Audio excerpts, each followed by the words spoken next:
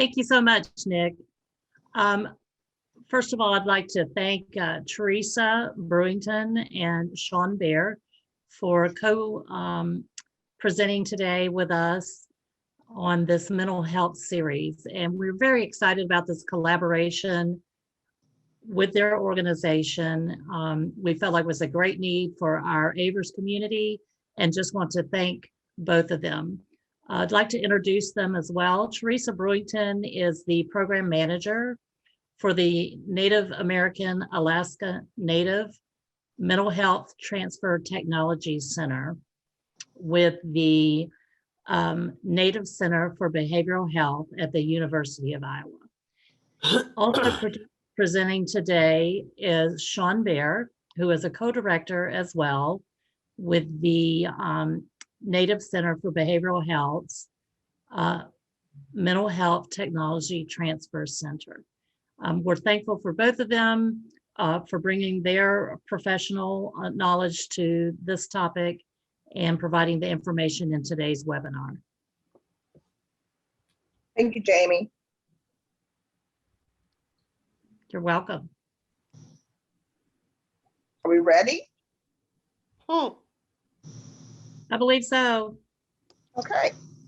Hi, everybody. As Jamie said, my name is Teresa Brewington, and we also have Sean Bear here, both from the MHTC. Today's presentation is burnout prevention for mental health providers. And when I say mental health providers, that means you. This is in collaboration with the American Indian Vocational Rehab Training Technology Assistance Center. I don't think I need to do anything. We are funded through SAMHSA, so I have to say that the contents of this webinar are the presenters and not necessarily the views of SAMHSA. We are a nationwide organization, including Alaska. We provide TA services nationwide to American Indians and Alaska Natives. We also write curriculums and programming specifically for American Indian and Alaska Natives. We have an MHT center, we have a TT center, and we have a PTT center. We are located at the University of Iowa in Iowa Native Center for Behavioral Health. So today's learning outcomes, we hope that you leave today's session by number one, describe what self-care is and why it's important to address and counsel burnout. Number two, outline the self-care strategies for organizations. And number three, demonstrate or apply self-care for counselors. So let's get started. What self-care is and why it's important. We're going to start off talking about what self-care is and why it's important, especially for voc rehab specialists. It might mean, I might be saying counselors, but please note that I'm referring to you as well, as these stressors go into anybody that works with other people. It's across the spectrum of counselors, behavioral health aides, and of course, VA techs or vocational rehab techs. Anyone working with anybody that has a mental illness really is what this is for. So a little bit of background, and this comes from research studies. Mental health practitioners practice what's called one-way caring.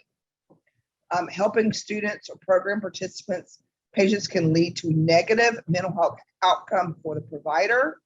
Self-care can be promoted by positive social attitude, professional ethical code, policies, and individual practice.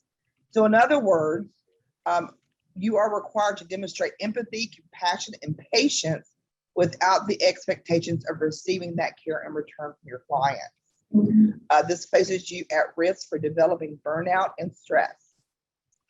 To be effective in providing mental health services, you must maintain a professional alliance when working with your clients with boundaries and healthy levels of emotional and psychological involvement. And you need to do this consistently with every client. That means you cannot cross those boundaries from a vocational rehab to a client. Unfortunately, when helping clients move towards healthy lifestyles, you may overlook your own needs and may not have learned the importance of taking time for yourself and self-care. However, to be to be an effective provider, you must take care of yourself first and foremost. A boundary can describe a frame around the counseling relationship that will create safety for the client. Counselors need to establish clear boundaries in their work because clients can easily misunderstand the nature of the counseling relationship. When counselors enter in what's called a dual relationship, it shifts and the usual boundaries are no longer therapeutic.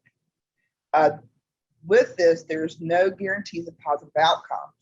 When you cross a lot of boundaries, you risk the chance of violating and exploiting your clients. Some examples of crossing boundaries may be too much self-disclosure about your personal life, home visits that become non-therapeutic, gift giving, being a friend to your client, things like that. So the good news is you're not alone, and we're here to provide you some guidance. So let's get started. So it's important for you as a counselor or a voc rehab specialist to acknowledge the burden that you, your families, and your program participants and their families have been carrying on during this last year during the COVID pandemic.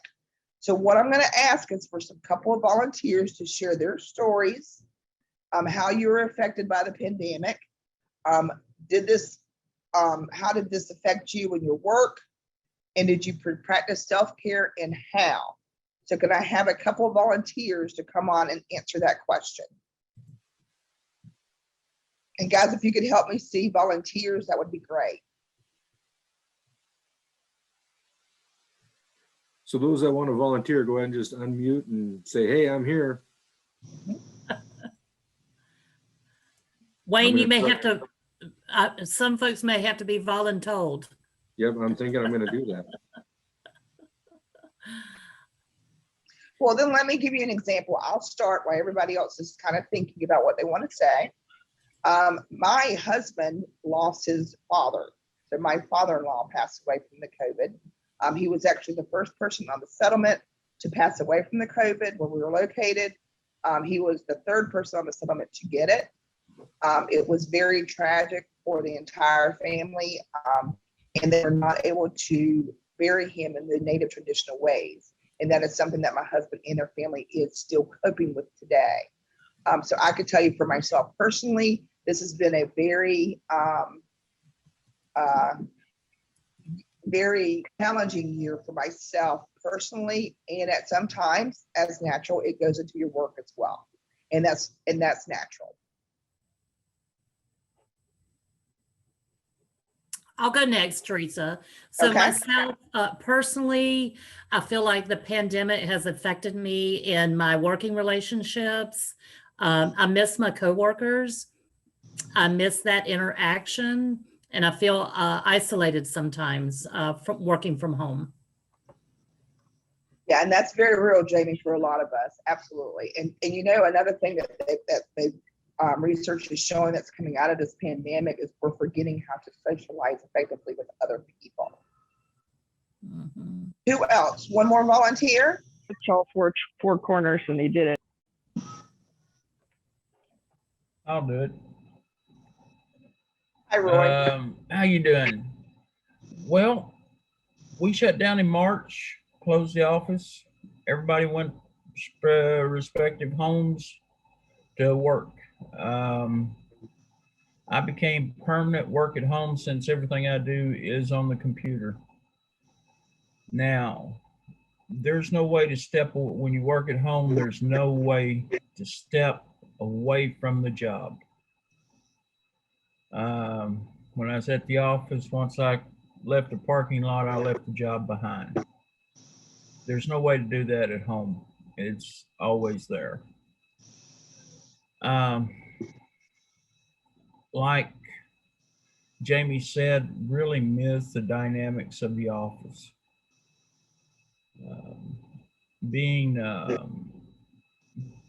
You get to where you feel like you're not a part of the office anymore when you're working from home.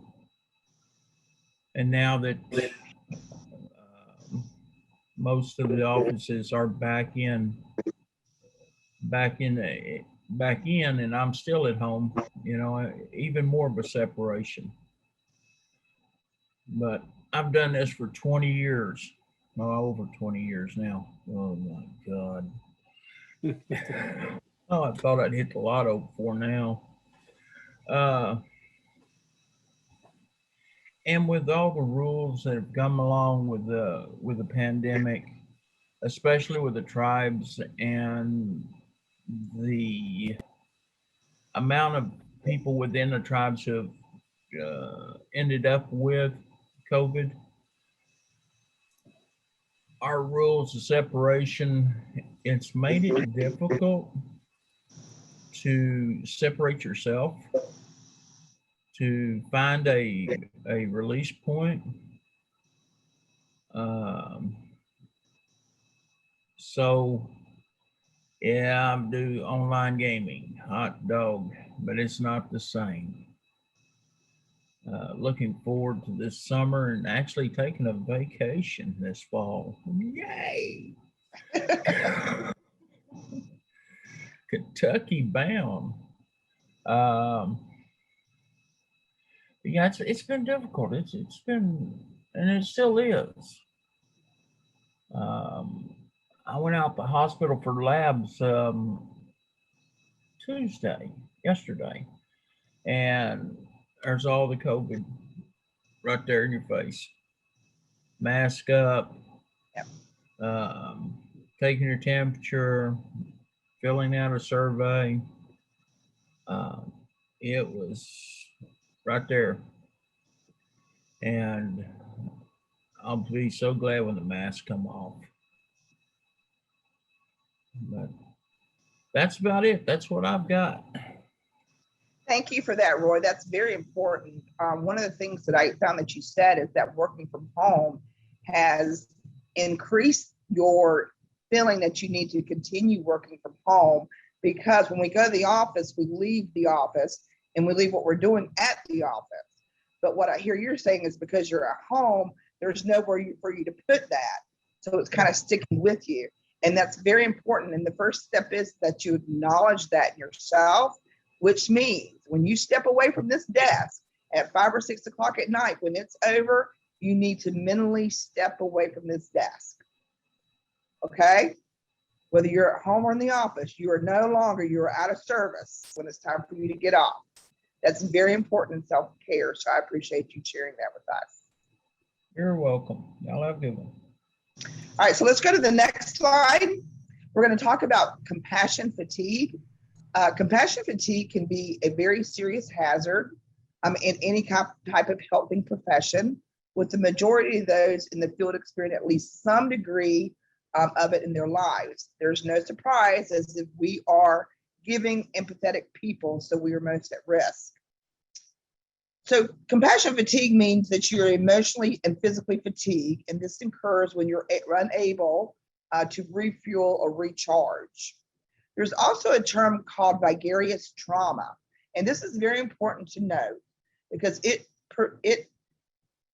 vicarious trauma means that you spent so much time and energy listening and being involved with your clients that their views and their expressions and their views of the world and how the world works has now come into the way you're thinking and you're feeling, and it's changing you as a person.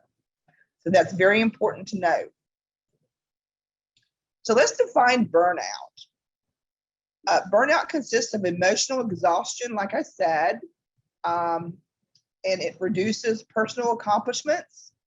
13% of behavioral health providers were at risk of compassion fatigue or burnout, while 49% of counselors or trainees reporting experiencing burnout.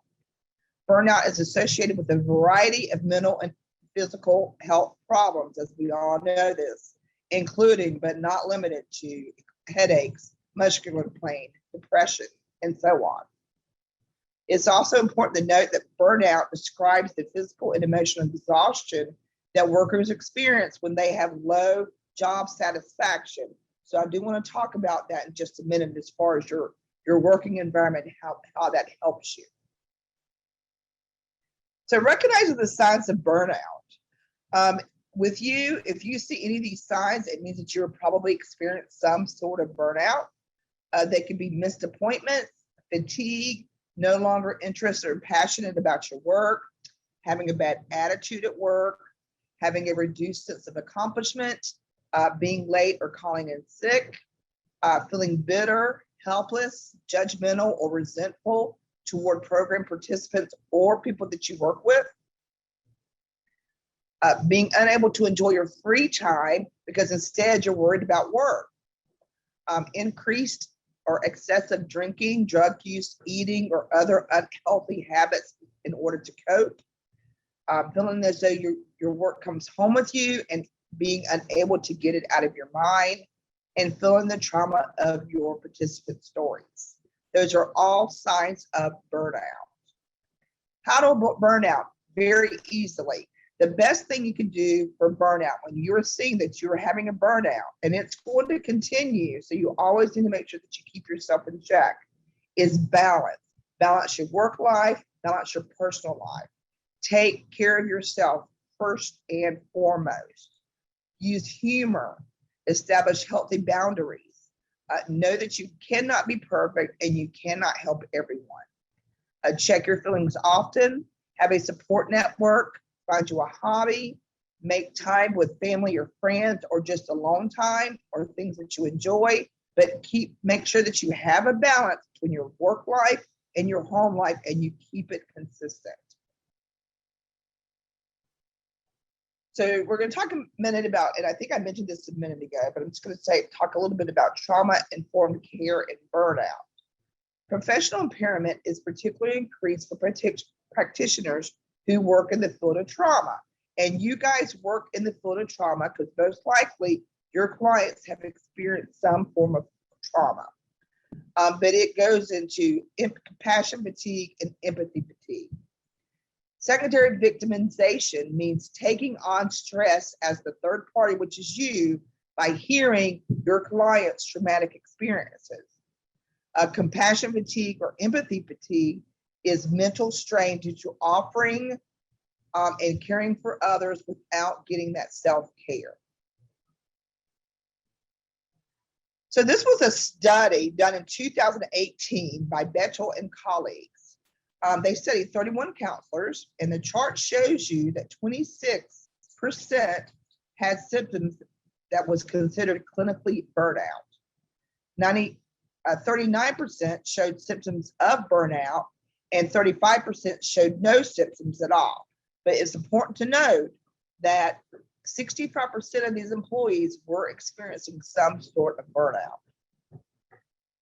The categories affective is your mood and how it changes. Sometimes you can be so burned out, it can be flat. Cognitive is your thinking abilities, like remembering things. Behavior means that you're so exhausted that you might not be able to complete the task. You might get physical. Anything like that is behavioral. Psychological means that you're not eating right, you're sleeping poorly, you're not active. So all these are categories that they used in the study. And from those categories, this is what they found. And again, please remember that of all the counselors that they studied, 65% of them said that they experienced some type of burnout.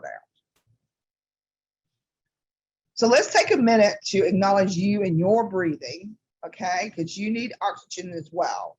So again, I'm going to ask for volunteers to talk about what burns you have. Let's talk a moment to discuss what this might mean to you. What burdens have you been carrying? So what kind of burdens have you yourself been carrying, whether that be in your personal life, your work life, or however? And again, I'm going to ask you guys to volunteer. This is Anita. I'll volunteer. Hi, Anita. Thank you. Hi. I guess during the pandemic, my father-in-law passed away, but he didn't pass away from the COVID. And so, like someone earlier expressed, not being able to have the traditional burial of and how things are done here traditionally with when we prepare for the deceased to be put to rest or sent on their journey. That was something we had to deal with. So, and then now I'm taking the primary responsibility of getting my mother-in-law's affairs in order. So that's been an added burden. And then the burden when I was working from home was I did not have the internet access. So it was difficult to do client services when you have very little resources at home. So that was the other burden I had. How am I going to get this done if I don't have the technology? Thank you, Anita, for that. Very important and very common amongst a lot of people and providers. I hope that you have the access to the internet now, and just know that all these things will pass. It seems like everybody that I'm talking to these days are going through some type of family illness, caring for others, or aftermath from the COVID-19 as we've all lost ones.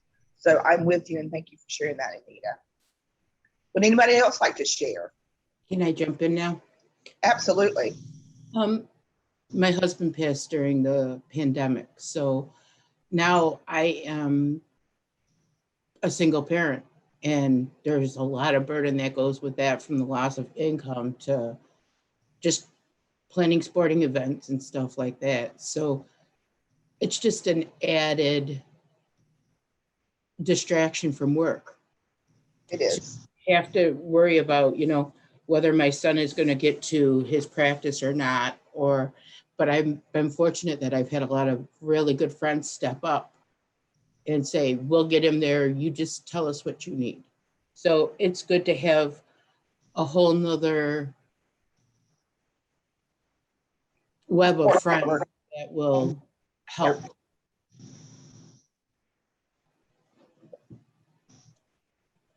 Christy, you're absolutely right. Thank you for that. And I apologize to hear about your husband. I do want to say that I do hope, I'm so glad to hear that you have a support network. It's very, very important. I also hope that you took ample time away from work so that you can heal and grieve correctly. Also know, when we do this type of work, we have to be healthy ourselves before we can help other people. So thank you for that, Christy. Anybody else want to go before I go to the next slide?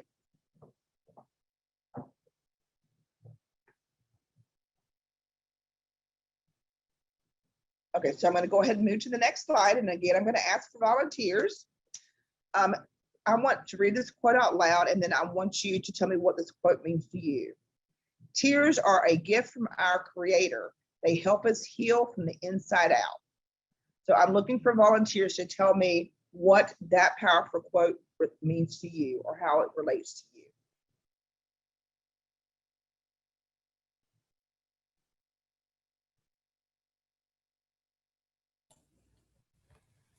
Myself personally, I feel like that the gift of tears allows us to have some sort of release, even if we have difficulty expressing our feelings to others. Yes, it does. Thank you, Jamie. Who else would like to tell me what that quote means to them? This is Susie, and tears are a gift.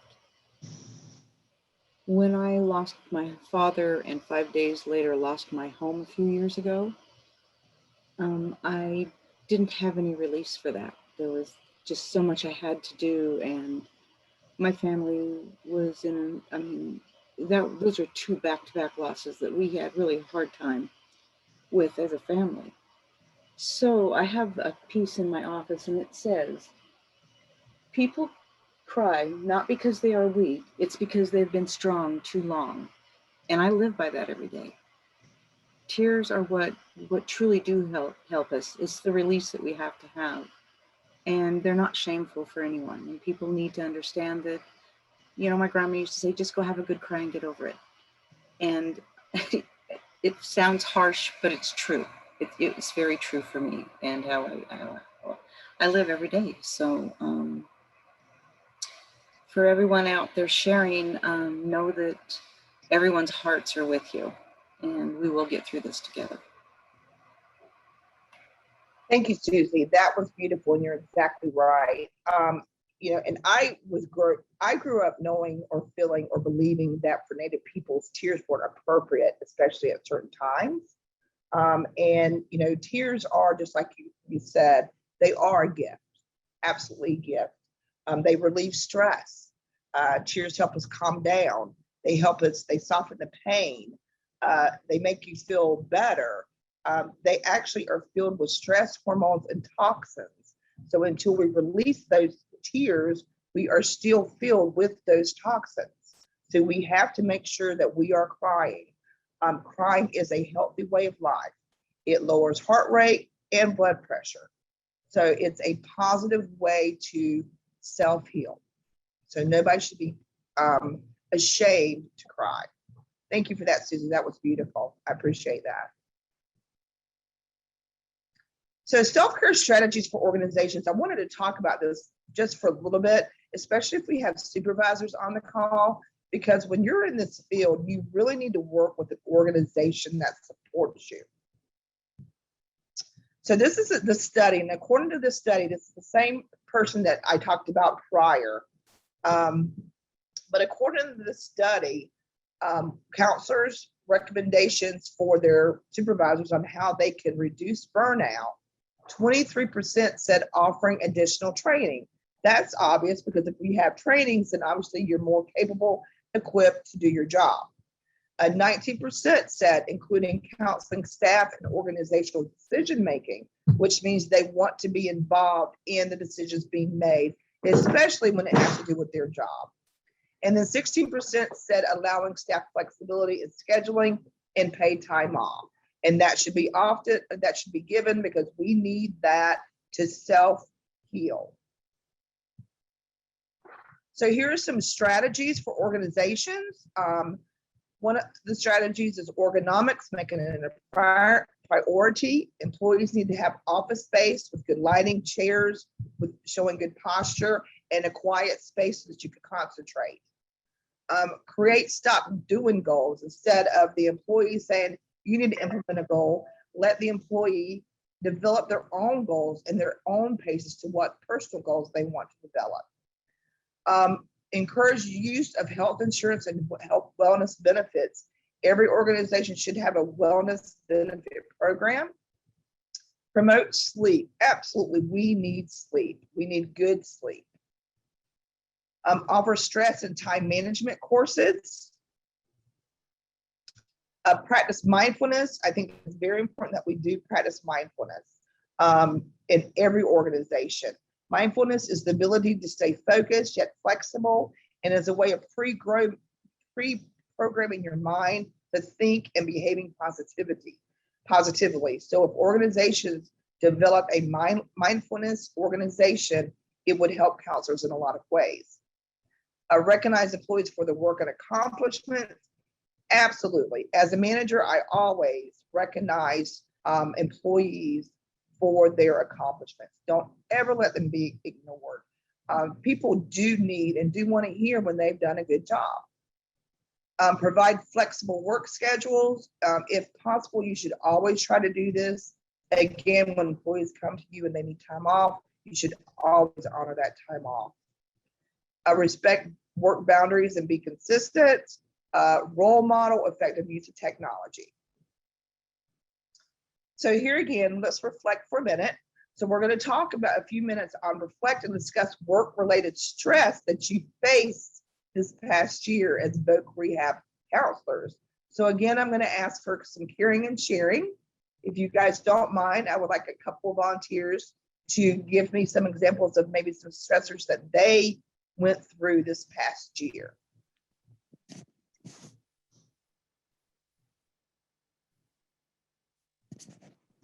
Teresa, this is Lee. Hi, Lee. Good morning. How's everyone doing? Good. What I like to share with attendees today is, for a while there here at AIVRTTAC, with the encouragement of two gentlemen who no longer work with us, before we would start the day, we would get together in the office that I actually have right now, and we would do smudging. We around a round table so that we're all facing each other's. And they also randomly would select a passage from the White Bison 12-step recovery program. And we would also share expression of our gratitude for the day. And that was really a good way to stay connected. Having said that, I recently spoke with a Navajo elder who is working with the Native American Disability Law Center, and he reminded us during our conversation where we were talking about partnership that he recognized that Native American organizations or government have failed to carry on the tradition of offering prayers on a daily basis. And more importantly, when we are charged with a task or responsibility to move forward and to address the needs of certain populations in our communities. And he used the example of preparing grant proposal. He reminded us and me again that it's very important to offer prayers right from the beginning and throughout the work of preparing a grant proposal so that those who have gone on and our ancestors can help us with this effort and to answer our prayers in some shape or form. Likewise, when we're ready to submit our grant proposal, we should also offer a ceremony of gratitude of some sort. And when we are successful in receiving our funding source, we should also perform some ceremony of gratitude and to share the good news with our communities and tribal leaders. And I know that certain institutions like here at the university talk about the importance of cultural relevancy and the need to provide training and orientation of how to be culturally competent. And another point that this Navajo elder brought to our attention is that when we develop a goal and mission, we need to make sure that we demonstrate that because the public is looking at our behavior, whether or not we demonstrate and walk the talk as to who we represent and why we exist as an organization.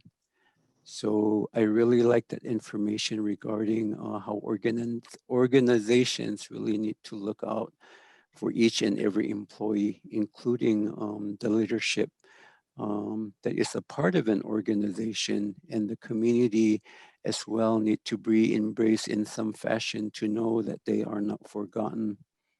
Thank you. Thank you, Lee. And those are great, great, great examples.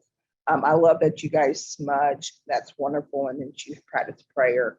Whenever we have our listening sessions, we always start off with either a prayer, a poem, words of wisdom, a song, or somebody from our Native community. And it just kind of, it's a way of starting it off on a good, positive note. So thank you so much for that, Lee. Can I get one more volunteer really quick?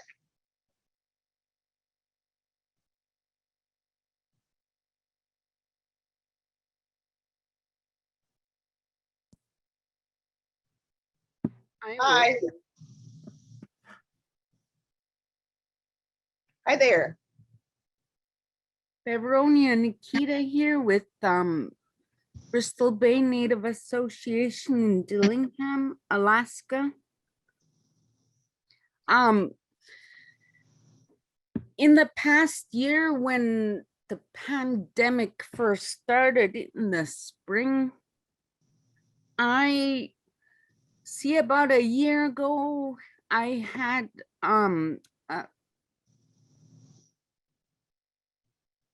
I had to we have to travel by airplane.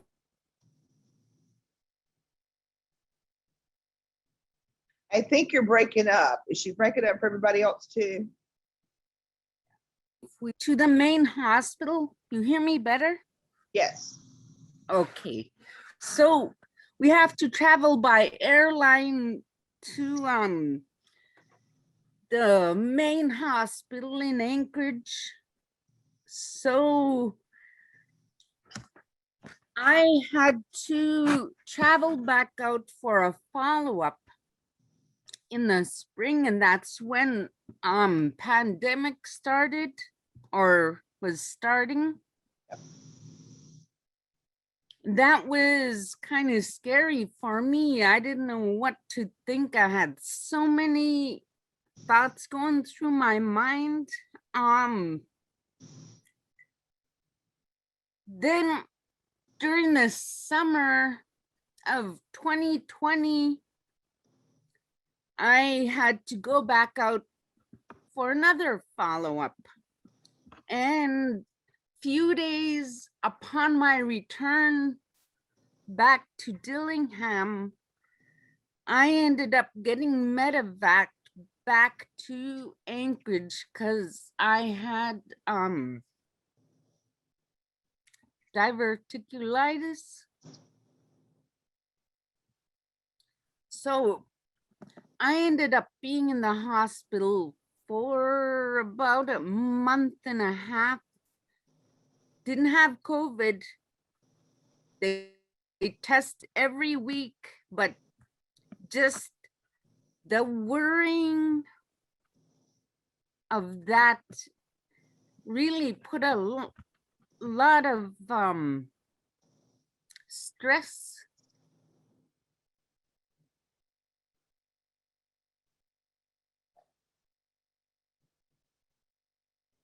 And of course, I had to rest.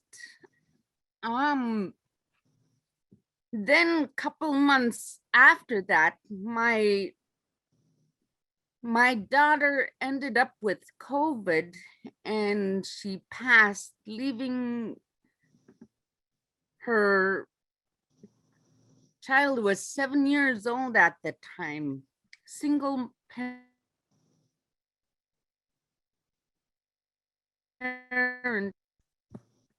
I've been going through a lot of soul searching, thinking, I don't know, reasoning, trying to find something that will help me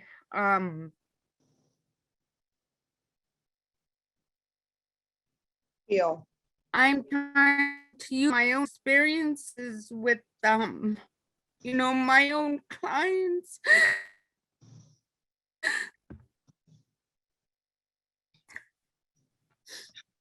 I feel you, and I thank you for that emotional response. And like I said before, crying is healthy, and that's why we're talking today, because it is imperative as voc rehab specialists that you take care of yourself first, because if you don't, it's just a downward spiral. You need to spend time alone, spend time with families and friends, whatever it is that you need to make yourself feel better. You need time to cope and heal. So I'm with you. I think that this pandemic has touched us all in many ways, but different ways. I don't know anybody now that hasn't lost a loved one through this pandemic. I do hope that we're at the end of it now, but I think it's very important for you guys, for the job that you're doing, that you take time for you and take care of you first and foremost. But thank you so much for sharing that. Thank you. Okay, so now we're going to go into talking about self-care for counselors. What can you do to decrease counselors? And Sean Beer's going to talk about this. However, I'm going to go over the slide that's next really quick, and then I'm going to go ahead and give it over to Sean. So this is from the same writer who wrote the first research that we were talking about. And again, here it shows from the same study, 31 responders, that pleasurable activities like spending time with loved ones was first at 52%. 32% said they needed more supervision, either informally or formally, like an open door policy with their supervisors. And then also exercise, going to the gym was also tied for 32%. Next in line was needing more time off or vacations, just relax time.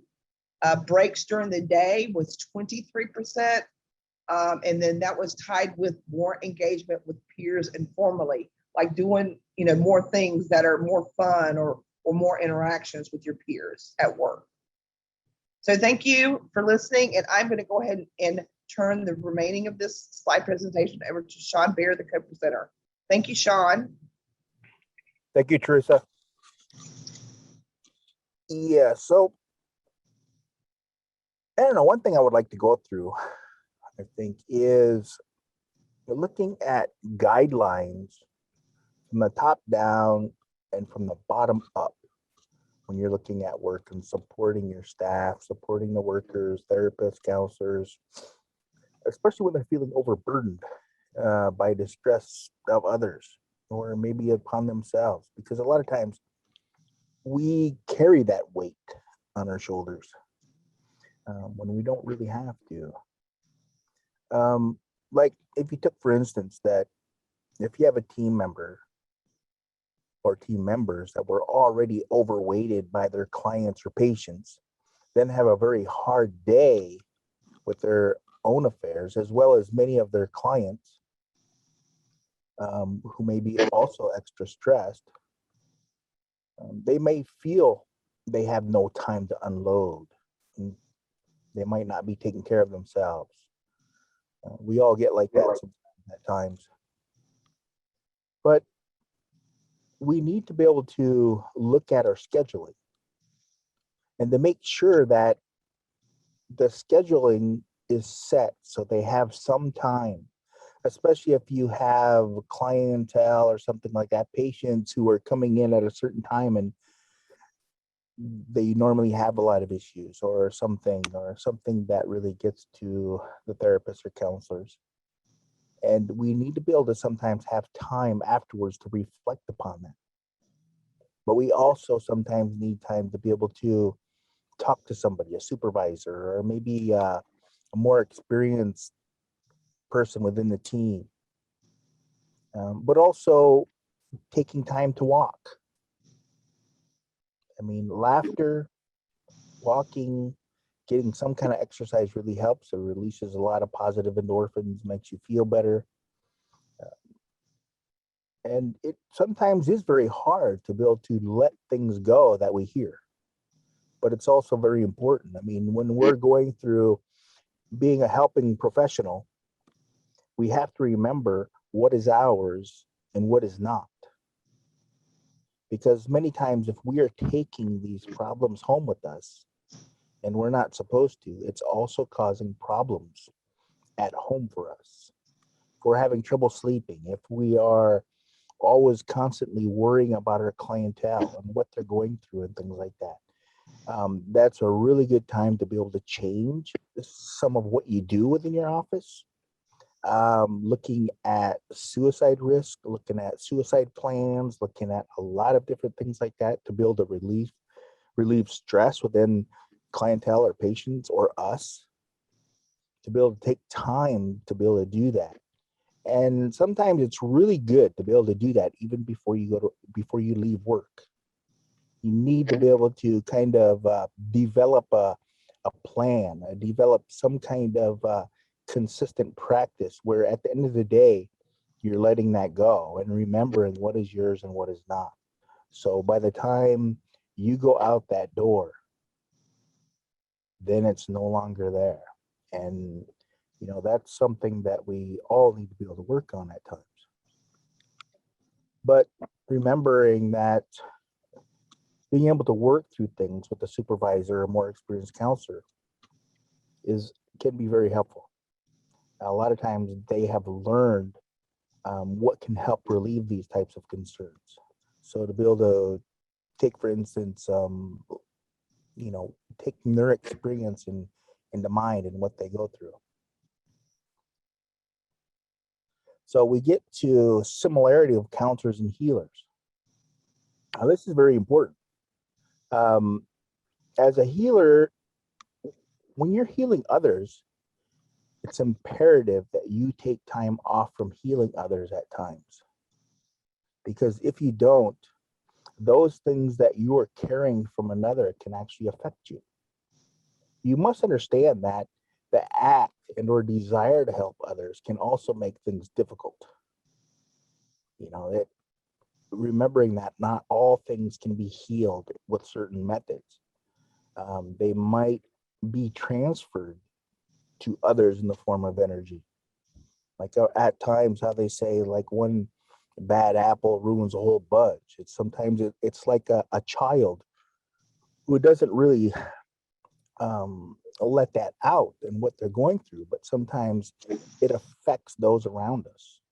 And those children, might not be saying anything, but other children begin to feel that without even knowing. And all of a sudden, then they're all might be acting out or something like that. So when we're looking at a lot of things, we must remember that our thoughts, our feelings, our emotions, our actions, pretty much everything we have is and does produce some type of energy. Anger, in a sense, can feel very hot to somebody else. A loving thought or something like that might make somebody feel better, might make somebody feel maybe even cooler. So remember, when we're in a close proximity to another and helping them, we must remember that we have our own energy bubbles, or auras, as some might call it. These energies reflect our inner core, our thoughts, feelings, and emotions. But our inner core makes up our truest self. Our unconscious energy made up of our deepest held beliefs and knowledge that even we may have trouble accessing. The rest of the energies are made up of more subconscious things, and then our conscious self. These energies can take many colors or vibrations and things like that. That's how people can look at somebody and be able to tell what is going on sometimes. Now, when we're helping others, our bubble and theirs, as in healing, enmesh almost so there's only one energy bubble and not two. Was there a comment or something? Yeah, Sean, there's a couple that were just put in here. Roy Alexander states, considering all the COVID issues, being away from friends has been the worst for me. All of my family has passed the spirit world prior to COVID, so my friends are my family. Not being able to be around them has been the greatest non-work stressor for me. Hopefully this is changing.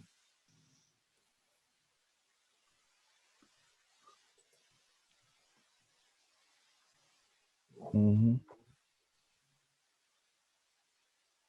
Yeah, it's just those things affect us over time, and a lot of times it's really important that we kind of cleanse those energies as well, because they will affect us again, in a sense, if we don't clear them out somehow.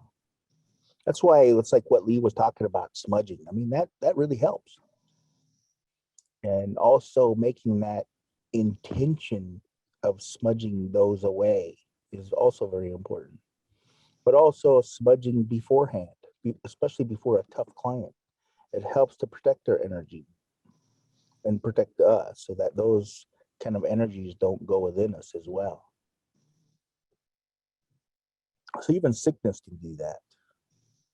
That's why it's a lot of time with healing and things like that, it's important for them to take time after a while off, so that they're able to cleanse themselves and able to get things out. because sometimes negative energies might, like lower vibrational energies, more dense energies can kind of get stuck in there. And they might not get out, and they actually might become an illness.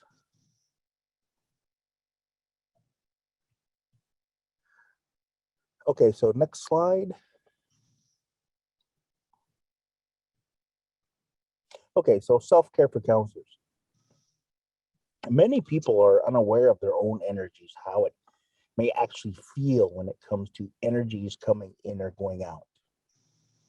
Some may only feel themselves getting tired with what, some may call an energy vampire or something like that. Those who may desire others' attention, so they just might talk and talk or really kind of desire that attention, but sometimes that very intense kind of attention also is sending energy. So then you kind of get depleted yourself. But also remembering that energies are going back and forth. Remember, during this time, when helping people like that, it's like your bubbles are entwined in a sense. So there's much easier chance for them to cross.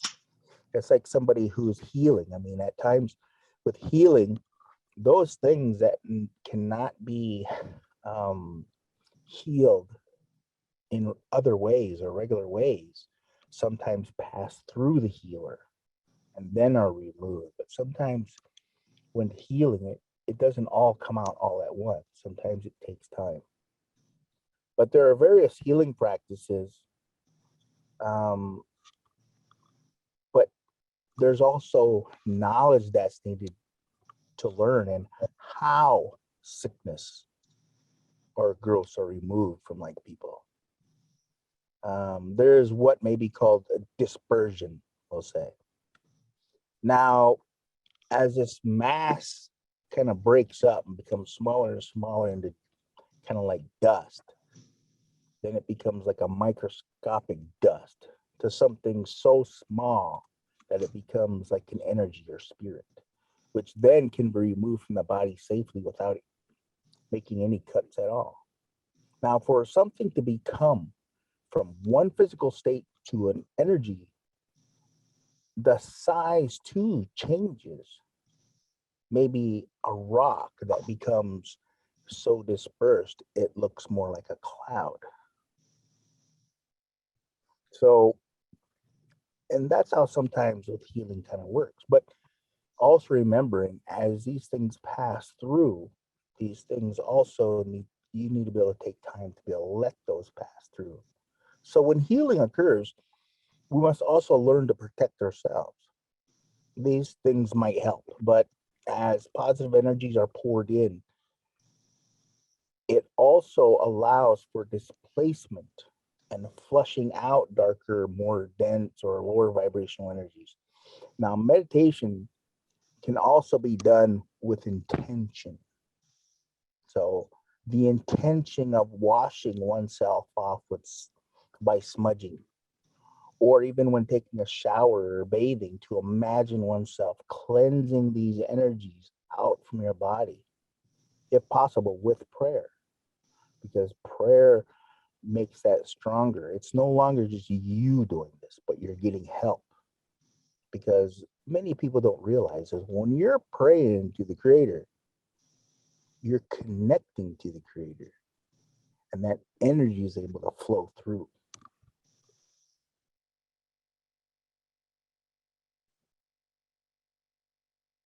Okay. Any questions or anything on that?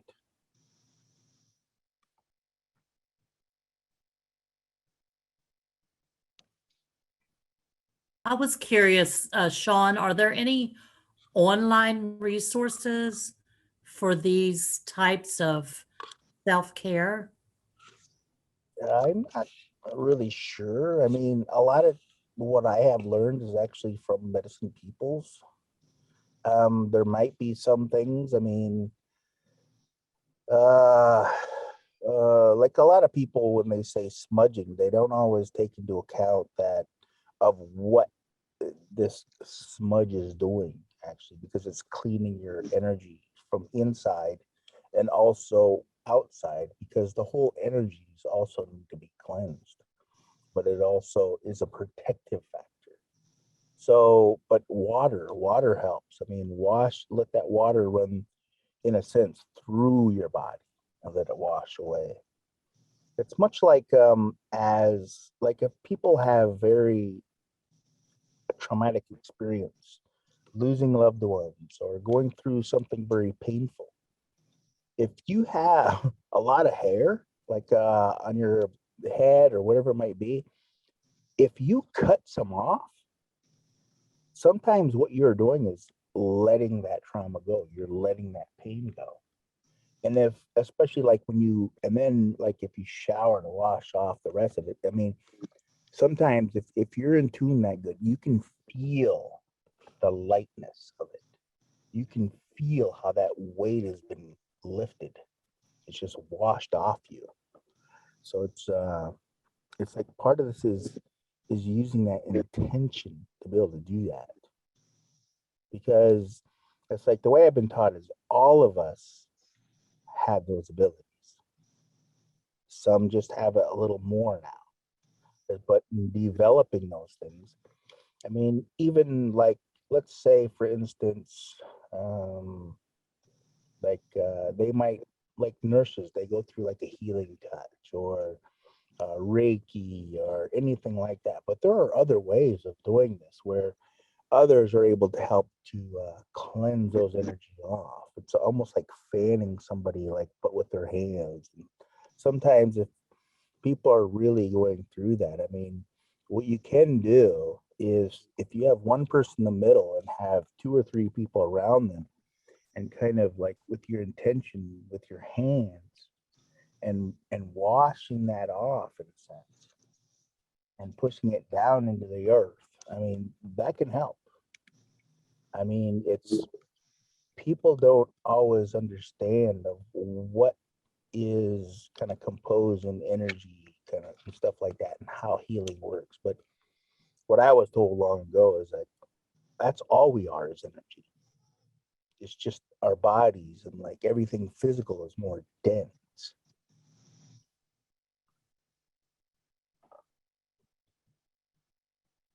Okay, so with this here of self-care, you can see that there is here these 6 domains of self-care, and we'll go through those. Okay, so next slide, please. But here are domains of resilience, and sort of like this is pretty neat because it's sort of like the 4 directions or medicine wheel in a sense. These are 4 areas that may help in developing and maintaining resilience.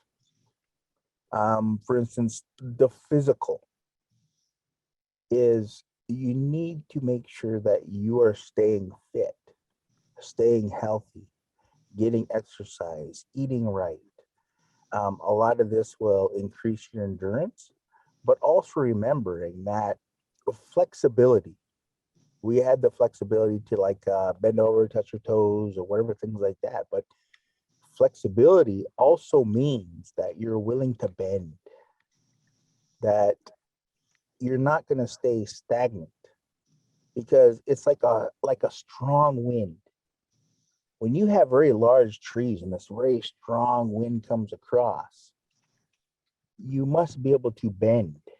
If you cannot bend, then like a tree, it can get broken. But the smaller trees, can still bend and stuff like that, is able to bend over in a sense with the wind going around, the tree kind of circling or something like that. The wind is able to go by. And it's kind of like how they talk about be like water, be able to flow in a sense, be able to move and make changes within yourself as well. I mean, because sometimes if you're trying to stay fit, your time and the time you have is not always going to be constant. Sometimes there will be changes. And just like all these other areas with emotional flexibility, mental flexibility, spiritual flexibility, we must be willing to change with it. And that's very important to be able to do. Um,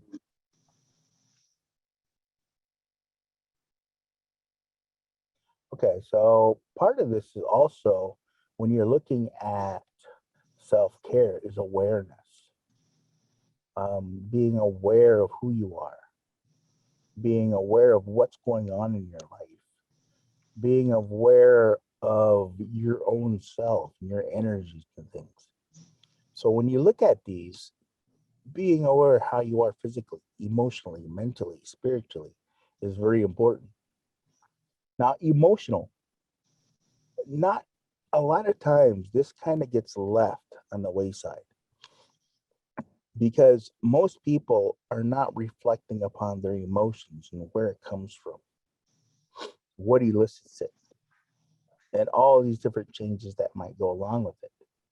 But it's very important to remain positive, self-regulating, self-regulation,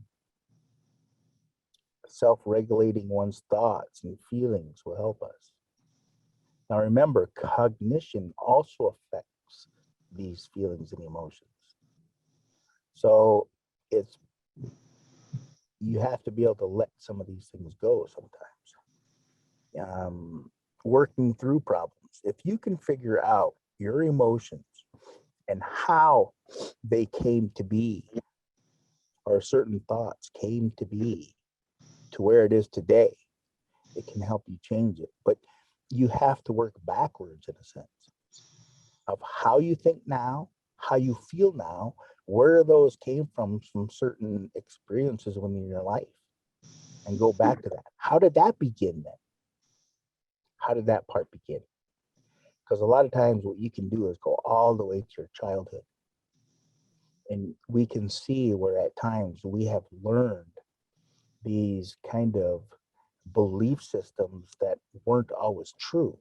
It's just that from our point of view back then, it was correct.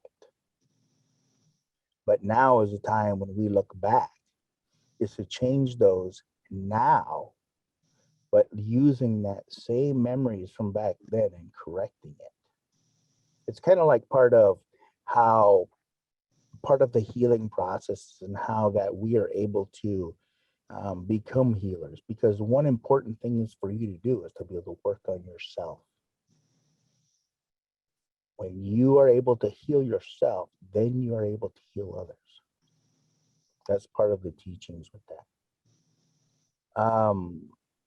Mentally, remember to stay focused on positive thoughts, looking at things from various points of view, remembering people saying, look outside the box. Well, this is the time we need to also look from outside ourselves at ourselves. Sometimes if we say things or do things that others might think is not correct, or maybe we could have done things a little bit better, to look at that. Is that true? When you see yourself, in a sense, as somebody else, and that's like imagining it, then you're able to kind of look from their point of view and saying, wow, I can see how that looks like that. But remember also looking at the intentions people might have, because what others see or hear us say may not be the intentions we had to begin with. And it's that way for everybody. So spiritually, we must be tolerant of others and how they see the world or believe that, that may be different from our own. We have to be able to look at those. Okay, so being self-aware, looking at our own personal risk factors, our own burnout. A lot of times we need to be able to look at ourselves in order to see that. And that's part of kind of monitoring our own thoughts, feelings, and emotions, our behaviors, how we feel, to be able to change over time and what we can do to better ourselves. Okay, next slide. It's very important to stay balanced. It's like, that's what they talk about even within healing and spirituality. You must stay balanced. You have to have a balance between a physical self and spiritual self. but also remaining balanced with your thoughts, your emotions, your physical self, and your spirituality. To remember to balance all those out within yourself. That way you're balanced with the world. And sometimes what's really good to be able to do is to spend time in nature. Put your feet on the ground, just watch nature and see how that is, because then you're becoming more balanced with creation. And when people stay out in nature a lot, they see that they begin to be able to wake up with nature and go to sleep with nature. But also, it's also important to view nature, even while monitoring our thoughts, feelings, and emotions, because sometimes you might see creation react to us. Okay, next slide. So flexibility, remembering we have to be able to bend. We have to be able to adapt. Looking ahead and making changes, making plans for ourselves on what we can do. Things that'll help us. Remembering things that it's not always going to be the same, so we need to be able to adapt to those. Okay, your physical self, of course, we talked about that, you know, making sure you get exercise, get enough sleep, making sure that you're getting exercise or sleeping right. And we've talked about spirituality. So remembering what the next slide is, a social support. And it's very important that we're talking to people who support us. Remember our families, our peers, other workers. Sometimes that can help us. It helps us to kind of ease the load a little bit. Talking to professionals, other workers, that'll help you. You can gain a lot more help in that. Just like we tell our clients we need a good social support, so do we. So, and the next slide is create peace within the storm. And also kind of look at yourself. What is peace to you? Peace to me is probably not like everybody else, but much like this is so many people, and it's easy to find peace when you're within peace. It's harder to find peace in chaos. So it's very good to be able to reach that state when things are a little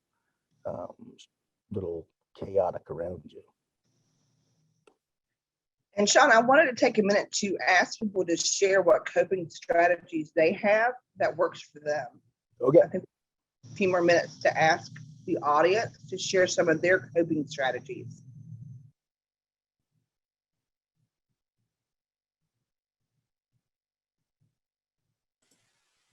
We've actually just started talking about doing smash therapy. There's a smash therapy home near where we work. And I just think sometimes we need to just smash things to release that pent up feelings that we have sometimes. Absolutely. Things don't always go the way they should. Also, it's very important is laughter. You know, Sean, I really connect with your statement about going back to nature for coping. That's where I go. I go out hiking or fishing or shooting or whatever, just to get out and get away from people and recharge myself. Thank you, Wade. Who else has an idea or suggestion of what they do to help cope? Teresa, this is Joanna with the Nesters Tribe. Hi, Joanna. Hi, everyone. What I've done is, you know, being a counselor and having quite a bit of caseloads like all of us do in the past, I have taken into consideration my counselor and specialist, my staff. So there's days on a Friday, I'll just take a look and I know that they've carried quite a bit. So I'll just walk up to them and tell them, you know, if you have everything done, close up files, lock up case files, and leave for the rest of the day. I really believe that we as directors as well need to recognize that in our staff. And it's just my way of saying thank you for taking care of our people and the people that we serve, that there's just times that you need to take some time off and have a good weekend or an afternoon. Secondly, I've been in the office even through the whole pandemic, cleaning up and preparing the 5 year-end report and the year-end report. I really haven't had any time. So I am taking it this weekend, taking off tomorrow afternoon and Friday, and like Dwayne, I go to the mountains, but I'm going to take me a baseball bat. I'm going to take me something to find a rock that, because I do have a place where I go empty all of my soul, my spirit that needs to be healed. So usually about once or twice a year, I go out there and just release everything. So that's what I do. And I had to put in there that we as directors too sometimes need to take a look at our staff and know that they need some of that time to heal as well. Absolutely. Thank you. Thank you for that. And I appreciate you acknowledging your staff, because I think that's very important. You know, your staff, in order to help other people, they really need to be supported in the workplace. And by you allowing them off on Fridays early, I just think that's a wonderful strategy. And it shows that you care about your employees. So that's wonderful. Thank you for that. Anybody else have anything else they want to share? This is Susie, and we have mental health days as well. And there are times, and it doesn't matter when they are, there's times that I just know my staff need to go. And we cover for each other. We're a small team. We cover for each other, or if it's just an hour or so and we all have something to do and we can't do that, we have a pop-up table that we put up in my office, and we pull out beads and we sort beads, or we start a project, or we get things ready for a workshop that we're going to be doing, just kind of something to physically change and mentally change what we're doing. And that can be done really easy. It's not always the best, but it's time for us just to talk as people and do something that makes us all feel good. So we do those type of things. Yeah, I'm so glad to be hearing that, because it just makes a huge difference. The stress level of voc rehab specialists just doing the job it's already very high. So they need the support of their employers, absolutely. And the understanding that they need time off, they need just mental health days, and supporting that and having fun activities at work, group activities, having an open door policy, recognizing and appreciating their ideas that they bring to the table. All of these are great strategies that if an employee has this support at work, it truly does help. Absolutely. So thank you guys for sharing that. I appreciate that. So I think we are done. And go ahead. Oh, sorry. No, go ahead. So late. No, you're good. Go ahead. Okay, Gloria here from White Earth. We kind of do the same things. Excellent training as usual. And if we're not taking care of ourselves emotionally, spiritually, physically, we're not being effective with our community and our brothers and sisters with disabilities. Our staff operates, we're all similar, but we all have our differences. But my trainings and teachings came from elders I've been in the workforce 50 years plus now and learning all the time, but our staff has always operated as a wagon wheel. I happen to have director title, but I've never ever once referred to them as my staff, my program, my counselors. We are absolutely wagon wheel. Taking care of each other, as with Native American communities, we do share humor. we'll find the funniest email or video or whatever now that we're getting back to work again. And prayer, no matter how, whether we're traditional or whether you're Christian, I think we have to remember each to their own too, but yet we respect each other's values. But taking care of yourself is critical. If your body, your physical body will actually rebel, and you will start getting sick, aches, pains, etc. And we're not as effective if we're not taking care of ourselves. Thank you all. Great training. Thank you, and wonderful ideas. So thank you for that. Teresa, Yes. this is Lee. I like Hi, to share with everyone that I read on the Native News online that the Cherokee Nation has adopted to provide 2 hours of paid mental health wellness on a monthly basis.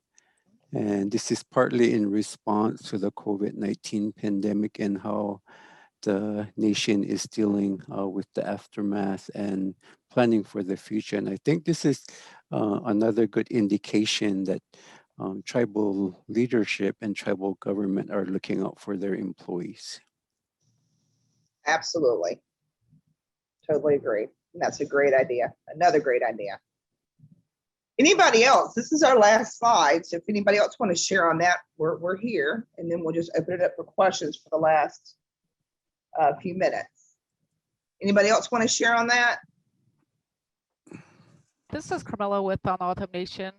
I guess for myself, what I do is, and this is a whole group of people, but we live right near the Mexican border, and we do it's a spiritual walk into Mexico, into our homeland on that side, and it's a 4-day walk. But it's like carrying your packs, and I think that's a healing for me. I call it my new year because that's the time that I think about things for the whole year, and it's just me. So I take care of me, you know, instead of taking care of my family or taking care of the consumers or anybody else. I focus on myself, and it's a time to pray and to sing and to be with people that are on the walk that I don't see usually just that one time a year. But I've been doing it for 17 years, and it helps me to be grounded, to stay focused. So I think there's other tribes that do different things, but this is what I do for me. That's wonderful. And I also wanted to say, as a leader in my past positions, I was always a servant leader. And what that meant is I was a servant to my employees. So I was here to be their sounding board, to be their mentor, to, you know, answer their questions. I didn't see myself at all as above them. And I think that's very important, especially when you're working in this realm, to be more of a servant leader versus anything else. I also wanted to say that any type of group activities that you could do or find for your workers, you know, group activities bond us and they bring us together. It's okay to get to know each other a little bit on a personal basis. It just shows that you're empathetic and you care about one another. But you guys shared some great ideas, and we're done with the presentation. So any questions or anything that you have for us for the next few minutes that we have here, Sean and I are available to answer any questions, or if you have any comments. I just want to say thank you for today. This has really been something that's needed for the last year, and everyone has been very kind in their sharing. So thank you so very, very much. Thank you, Susie.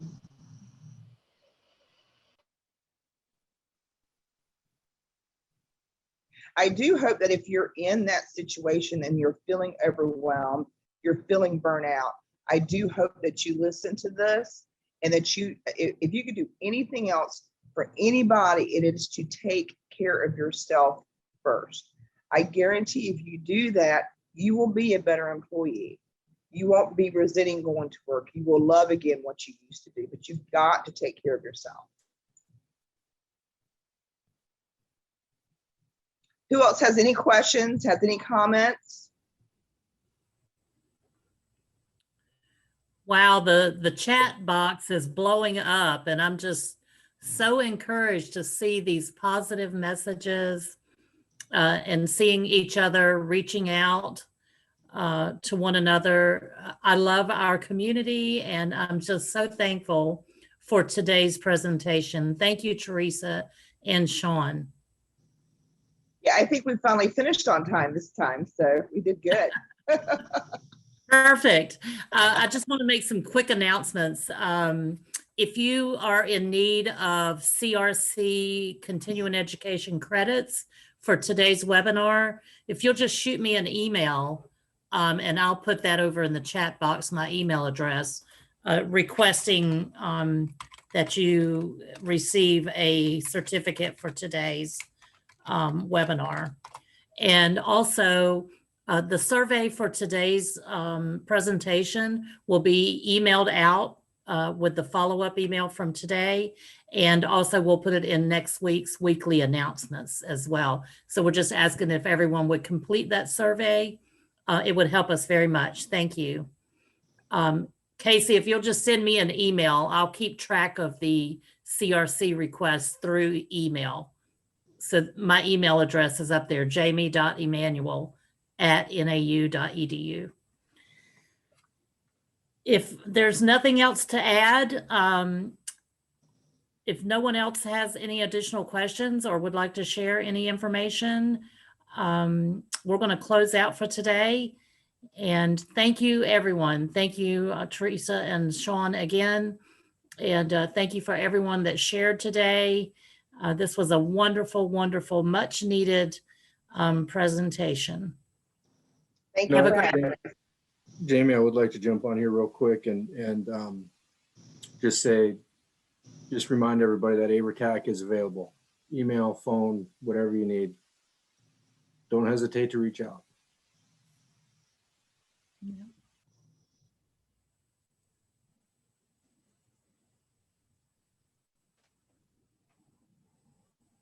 Okay. Also a reminder real quick, June the 9th, we're going to have a talking circle on these last two mental health webinars. So please join us. You'll see the invite come out in your email for that talking circle. Teresa and Sean also, I believe, will be there. And as you know, most talking circles that we hold, it will be open for discussion of any of this information and content. So please join us June the 9th.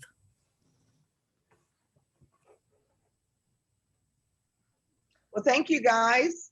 Have a beautiful Thursday and take care of yourselves.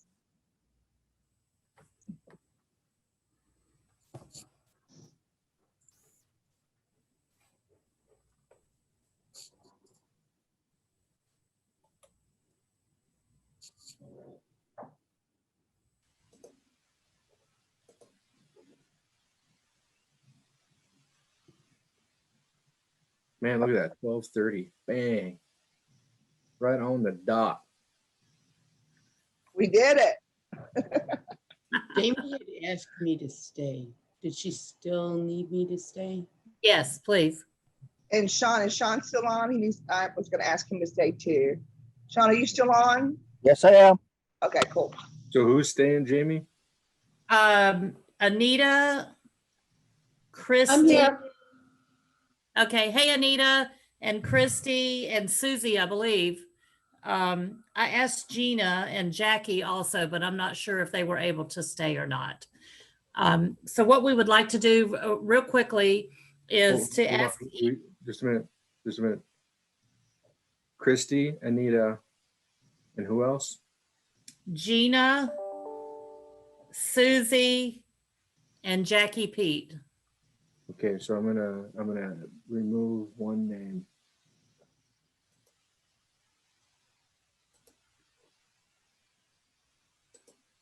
Okay, so the only ones that stayed on are Anita and Christy. Okay. So Anita and Christy, we're trying something new and we were hoping that you would help us. We'd like to do just a quick 30-second video clip of you discussing with either Teresa or Sean anything about today's presentation. If it was helpful to you, If you would like to comment on any particular part of that presentation, and I believe Nick and Izzy are going to do the recording. Okay. Yeah, so the recording's running. So I just think, you know, what we're trying to do here is just something to, we're gonna, when we send out the recording to this, a little video being like, here's some people who attended it and what they want to share and thank, a little bit like trying to encourage other people to watch and share. So I'm gonna turn off my camera. If anyone is able to turn on your cameras, please do. But if not, audio is okay too. And they're just going to ask questions and we're going to answer them. Is that correct? Yeah, or just express gratitude. It'd be fine too. Just something that will draw people in kind of to want to learn more. You do have video. I just don't like to be on camera very much. The prompt from John was, John mentioned asking Sean and Teresa to say thank you for the participation, for the conversations that were held in the interaction with the participants, were some of the things that he mentioned, including.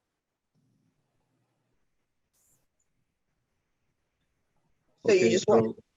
So basically what that means is that we just want to get the interaction of like Christy saying thank you for sharing the information. It really hit home, or Anita saying something like that, and then you guys responding back, you know, kind of that, okay, just that back and forth. Well, it did really hit home for me because I have gone through a lot in the last 9 months with losing my husband. I've only been in vocational rehabilitation professionally since February of last year. I just had started when the pandemic hit, and then we were off until July. And then, you know, I'm thankful for the time that I had off that I could spend with my husband and my son with losing him. And, but now I've changed roles here at our Training and Employment Resource Center. I went from being a job developer, job coach, to being a vocational rehabilitation counselor. So I've had my world absolutely flipped upside down. So yeah, I worry about burnout. Burnout is something that I got sick back in January because I was trying to do everything and I was trying to juggle a million hats, and I went through it and I got very sick and I almost died. And that would have been, you know, absolutely tragic for my son losing his father, and then having me in the hospital so very, very ill. It just, this is an important subject and more people need to talk about burnout and what can happen and the effects that it has on the body, on the mind, on the spirit. Because we, like you were saying in the thing today, you have to take care of yourself first before you can take care of anybody else. Because if you don't take care of yourself, then you're not able to take care of anybody else. And that really hit home with me. Yeah, thank you for Christy. That is very important what you just said. And I think you got the gist of what we were trying to communicate with the audience. We are already caregivers because of what we do. We obviously care about others and others' well-being. And so many times, you know, counselor burnout, it exists because of what we're doing and because we're so giving so much of ourselves to other people without getting that back in return, which is why we have to check ourselves, why we need to make sure that we're emotionally healthy. You need to do it often and at all times, because before you know it, if you don't check yourself, you're going to be already deep in it. And once you're deep in it, that's when you're going to see the physical signs. That's when you're going to be calling in sick. That's when, you know, it's gotten too far if you don't continuously check yourself. And, you know, Sean gave great examples of what we could do to help, you know, maintain our social and emotional well-being. For myself, it's also nature. We have a boat. It's not a great boat, but I love the boat. And in the summertime, we take that boat, we rent a cheap cabin, and we go out on it every weekend. And that, to me, just going on hiking and getting the boat and staying in that cabin, that refills my cup for me personally. But yeah, I agree with you, Christy, especially for Voc Rehab, because you're dealing with SMI patients. So you're dealing with the highest need patients. Then you're dealing with patients that also have suffered trauma, historical trauma. And then you're dealing with the American Indian and Alaska Native communities. So those three things just alone is a lot. And and because we're Native American, we want to help our Native American communities. So we have to make sure that we are taking care of ourselves first and foremost. Thank you so much. That was great. And Christy, such bravery to share your story today. And thank you. Thank you for listening. It's just yesterday would have been my husband's birthday. So, wow. And Father's Day is coming. So it's rough right now. My son just turned 16. So he's starting to legally drive, and it just is a handful sometimes. And it's remembering, that's why smash therapy works. I'm gonna have to look that up. I haven't heard that, but I'm looking that up as soon as we get off of here. So. My big thing is glass. I like to hear the sound of breaking glass. So they have places where you can just go and just smash things, take whatever and just break things. And sometimes you need to do that. Another version of smash therapy that I use is like shotgun therapy is what I call it. So we take plates and you write all of the issues that you're having on the plates, and then you take them out to the range and you throw them like you do a clay pigeon. People shoot them.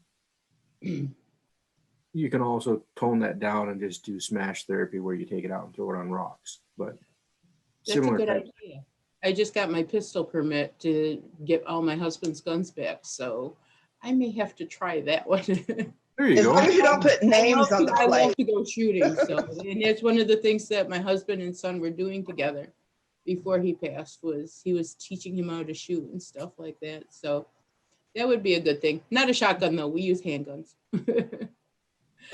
Thank you so much, Christy. Anita, are you still on? Yeah, I'm here, Jamie. Have a good day. I realize now you do not have a camera. I'm not sure if that's okay. Is that okay, Nick? Sure. John's going to edit this together a little bit, so I think it's fine. Okay. Okay. So thank you, Anita, for being willing to help us out. Okay, sure. Well, I want to thank Teresa and Sean. I know that the AIVRTTAC community, we function as a family, and because a majority of us are Native, helping our own communities, it was nice to get this sort of support from a Native perspective, bringing us in as family, talking about sharing the things that we're all going through, not just with COVID, but the after effects of COVID, the long-term effects that we're going to have to deal with.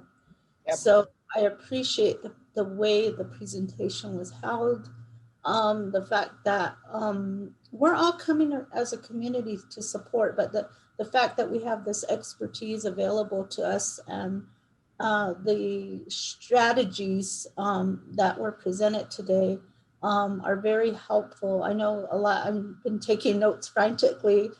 Smash therapy, I got to try that. But just different things that Sean and Teresa presented were really good to hear, and knowing that AIVRTTAC is there for us as well is very helpful. I mean, Lee just called me the other day and we had a long conversation and just talking about if we were all okay here at our office. So I appreciate that, because I think in other programs or other departments, I don't think that they have this type of support, that a willingness for AIVRTTAC to look after us, even our spiritual and mental health. I think it goes above and beyond what we've even asked. So I really appreciate that, the expertise of Sean and Teresa being there to guide us through this and letting us know that we're not there by ourselves. We're not in this by ourselves. But I think we're all in this together. We're all a family. And so I really am grateful and thankful for this. It's really going to help me. Just the added burdens from a year ago is just, sometimes it gets overwhelming. So I really appreciate the support. Yeah, Sean just logged off. I'm not sure if he lost his connection or whatnot. I was going to let him comment on that, but I appreciate that, Anita. We have enjoyed being here and reaching out to other Native peoples. And again, I just want to express, what they're doing as voc rehab specialists is a very challenging position. And you have to have the heart to do it.